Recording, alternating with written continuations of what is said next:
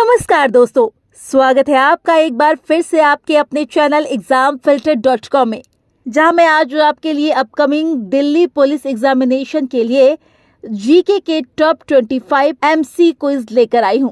Video में शामिल किए गए सभी क्वेश्चंस बहुत ही ज्यादा सिलेक्टेड और इम्पोर्टेंट है। सो अगर आप दिल्ली पुलिस एग्जामिनेशन की तैयारी कर रहे हैं तो डेफिनेटली ये वीडियो आपके लिए काफी ज्यादा यूजफुल साबित होने वाली है। तो चलिए बिना टाइम वेस्ट किए वीडियो को स्टार्ट करते हैं। दोस्तों, हमारा फर्स्ट क्वेश्चन है, निम्न में से कहां पर भारतीय खेल प्राधिकरण का मुख्यालय है? ए गुजरात, बी नई दिल्ली, सी कोलकाता, डी मुंबई। इसका आंसर है ऑप्शन बी, नई दिल्ली। भारतीय खेल प्राधिकरण का मुख्यालय नई दिल्ली में है। भारतीय खेल प्राधिकरण भारत में खेल के विकास के लिए भारत का सर्वोच्च राष्ट्रीय खेल निकाय है। इसकी स्थापना 1984 में हुई थी। हमारा नेक्स्ट क्वेश्चन है, निम्न में से किसने 1878 का वर्नाक्यूलर प्रेस एक्ट रद्द किया था? A Lord Dalhousie, B Lord Palmerston, C Lord Ripon, D Lord Lytton. सही आंसर है ऑप्शन सी, लॉर्ड रिपिन ने। लॉर्ड रिपिन ने 1882 में 1878 के वर्नाक्यूलर प्रेस एक्ट को रद्द कर दिया। इस अधिनियम का उद्देश्य भारतीय भाषाओं के प्रेस को ब्रिटिश सरकार की आलोचना करने से रोकना था। बढ़ते हैं अपने अगले क्वेश्चन की तरफ। किस राज्य में बन्नेरघट्टा नेशनल पार्क स्थित है? A Goa, B Tamil Nadu, C Karnataka, D Telangana. इसका आंसर है option C, Bannerghatta national park Bharat के कर्नाटक राज्य में स्थित है। ये बेंगलुरु से लगभग 22 किलोमीटर की दूरी पर है। नेक्स्ट क्वेश्चन है, भारत का राष्ट्रीय ध्वज का डिजाइन किसने तैयार किया था?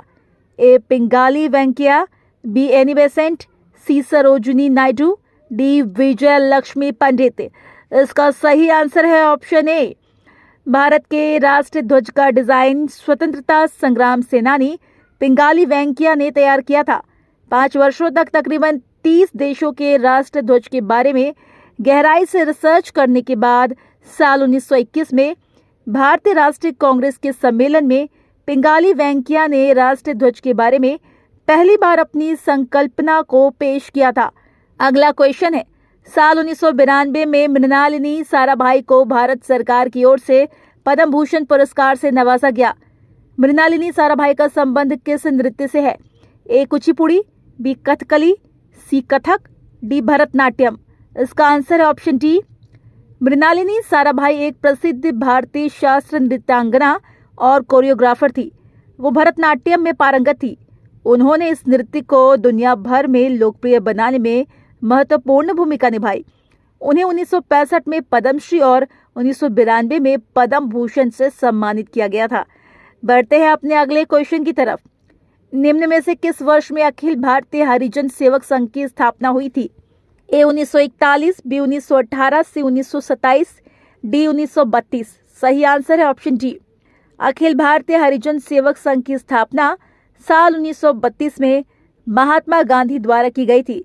इसकी स्थापना का उद्देश्य दलितों के सामाजिक और आर्थिक उत्थान के लिए काम करना था। Question number 7, guilty man of Indian partition पुस्तक किसने लिखी? A Abdul Kalam Azad, B doctor Ram Manohar Lohia, C Sarojini Naidu, D Jawaharlal Nehru. इसका सही आंसर है option B, guilty man of India's partition book doctor Ram Manohar Lohia ने लिखी है। वो एक समाजवादी नेता थे जिन्होंने 1960 के दशक में इस पुस्तक को प्रकाशित किया था। हमारा अगला क्वेश्चन है, निम्न में से कौन सा बंदरगाह गुजरात में स्थित है? ए मंगलौर बंदरगाह, बी भरूच बंदरगाह, सी हल्दिया बंदरगाह, डी पारादीप बंदरगाह। आंसर है ऑप्शन बी, भरूच बंदरगाह गुजरात के भरूच जिले में स्थित है। ये गुजरात का सबसे बड़ा बंदरगाह है और भारत के प्रमुख बंदरगाहों में से एक है। नेक्स्ट क्वेश्चन है, निम्न में से किसने सोम प्रकाश नामक समाचार पत्र शुरू किया? ए ईश्वर चंद्र विद्यासागर, बी दयानंद सरस्वती, सी राम मनोहर राय, डी बाल गंगाधर तिलक। इसका सही आंसर है ऑप्शन ए, ईश्वर चंद्र विद्यासागर ने 1858 में सोम प्रकाश नामक समाचार पत्र शुरू किया था। यह बंगाली भाषा का एक साप्ताहिक समाचार पत्र था। सोम प्रकाश ने बंगाल में सामाजिक और राजनीतिक जागरूकता फैलाने में महत्वपूर्ण भूमिका निभाई थी। अगला क्वेश्चन है, निम्न में से किस पुस्तक के लेखक विलियम शेक्सपियर नहीं है? A. Hamlet, B. Macbeth, C. Julius Caesar, D. Alice adventures in Wonderland. सही आंसर है option D, Alice adventures in Wonderland पुस्तक के लेखक विलियम शेक्सपियर नहीं है। इस बुक को लुइस कैरोल ने लिखा है। हमारा नेक्स्ट क्वेश्चन है, भारत विभाजन के संदर्भ में 1947 में नियुक्ति सीमा आयोग की अध्यक्षता किसने की थी? A. James Wolt, B. Richardson, B. Mountbatten, C. Radcliffe. सही आंसर है ऑप्शन डी, रेडक्लिफ। बढ़ते हैं अपने अगले क्वेश्चन की तरफ। मॉर्फिन किससे बनाया जा सकता है? ए. तंबाकू, बी. चाय, सी. अफीम, सी. अल्कोहल। इसका सही आंसर है ऑप्शन सी, अफीम से। अगला क्वेश्चन है, बदरुद्दीन तैयब जी कांग्रेस के पहले मुस्लिम अध्यक्ष थे। उन्होंने कांग्रेस के किस अधिवेशन की अध्यक्षता की थी? ए. मुंबई अधिवेशन 1885, बी. कोलकाता अधिवेशन 1886, सी. मद्रास अधिवेशन 1887, डी. कोलकाता अधिवेशन 1896।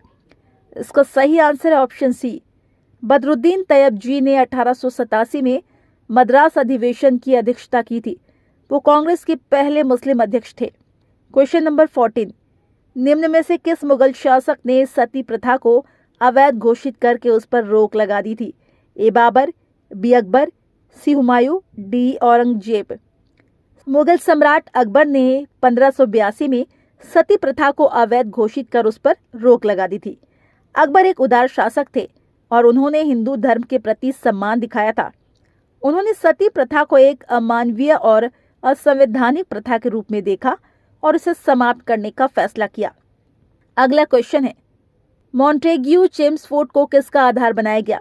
ए. भारत सरकार अधिनियम 1935, बी. भारतीय स्वतंत्रता अधिनियम 1947, सी. भारतीय परिषद अधिनियम 1909, डी. भारत सरकार अधिनियम 1919। इसका सही आंसर है ऑप्शन डी, मॉन्टेग्यू चेम्सफोर्ड को भारत सरकार अधिनियम 1919 का आधार बनाया गया। इस अधिनियम ने भारत में स्वशासन के लिए महत्वपूर्ण कदम उठाए। इसमें प्रांतीय सरकारों में भारतीयों को अधिक जिम्मेदारी दी गई और महिलाओं को भी मताधिकार दिया गया।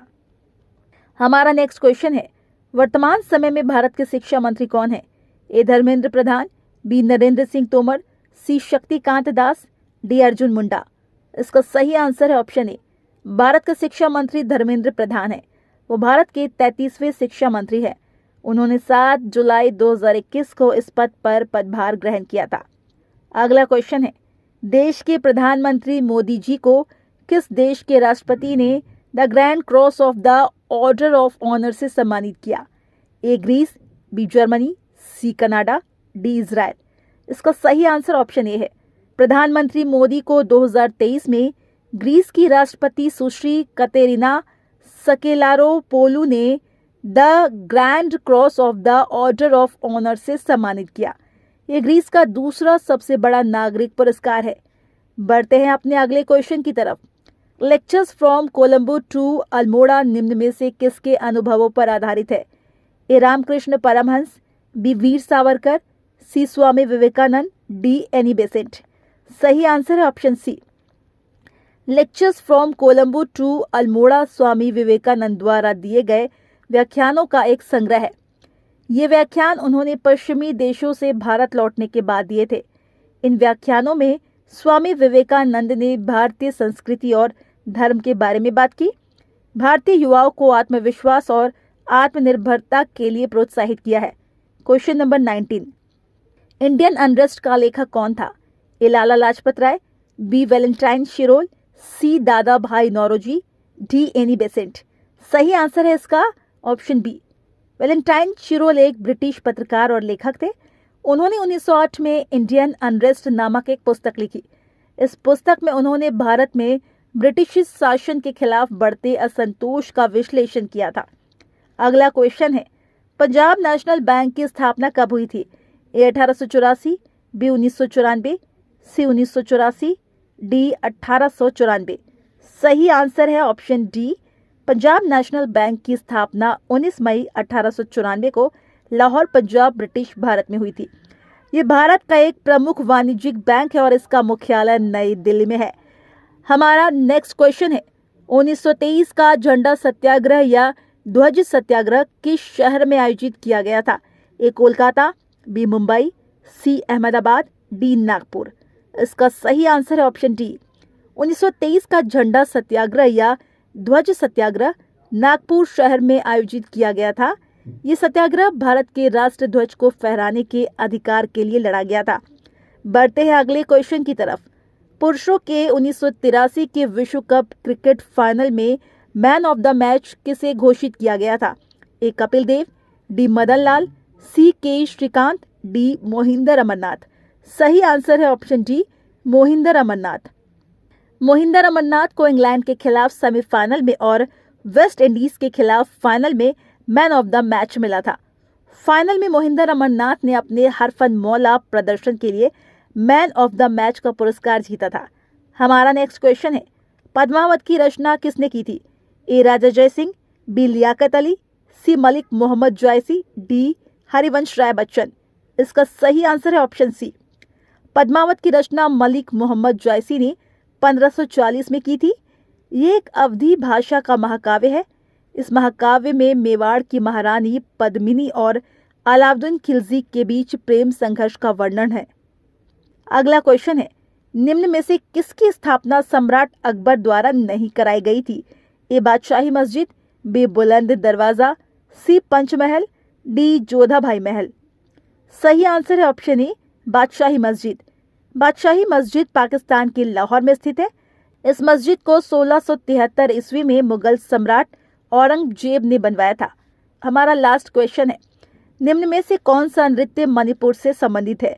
ए सिंघी छाम, बी होजागिरी, सी छिरम नृत्य, डी लाई हारा ओबा। सही आंसर है इसका ऑप्शन डी, लाई हारा ओबा एक लोक नृत्य है जो मणिपुर में किया जाता है। ये एक समूह नृत्य है जिसमें पुरुष और महिलाएं दोनों भाग लेते हैं। तो दोस्तों, आज के लिए फिलहाल इतना ही। जाने से पहले हमें बताते जाइए कि मृणालिनी साराभाई का संबंध किस नृत्य से है। अगर आपको आंसर नहीं पता तो आप दोबारा से वीडियो को देख सकते हैं। वीडियो पसंद आई हो तो वीडियो को लाइक करें। इस तरह के और भी एजुकेशनल वीडियोस देखते रहने के लिए चैनल को ज़रूर सब्सक्राइब कर ले। Thanks for watching.